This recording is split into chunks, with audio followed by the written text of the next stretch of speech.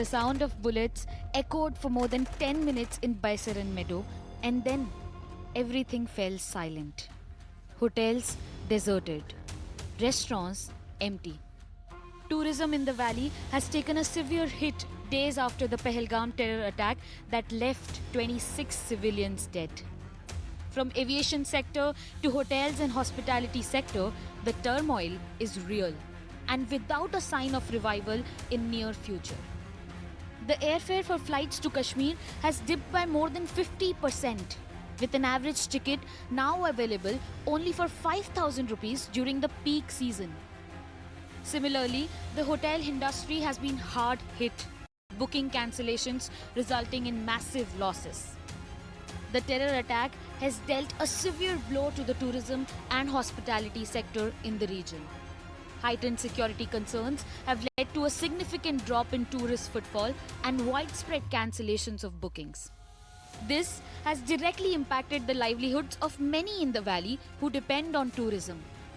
The once bustling tourist spots now wear a deserted look, casting a long shadow over the industry's future prospects. According to local circles, a community social media platform, 6 out of 10 families have cancelled their bookings. The platform suggests that 62% of more than 6,000 respondents have cancelled vacations between May and December. The impact is indeed real. According to Babar Chaudhry, who's the president of the Jammu and Kashmir Hotels and Restaurants Association, at least 1.3 lakh bookings have been cancelled between April and August. Generally, 25 lakh tourists visit Kashmir between April and August. But 90% of expected tourists might not visit Kashmir this year. The aviation sector is also struggling, thanks to a sharp decline in air travel to Kashmir. As tourists cancel their trips en masse, airlines are witnessing a drastic drop in demand.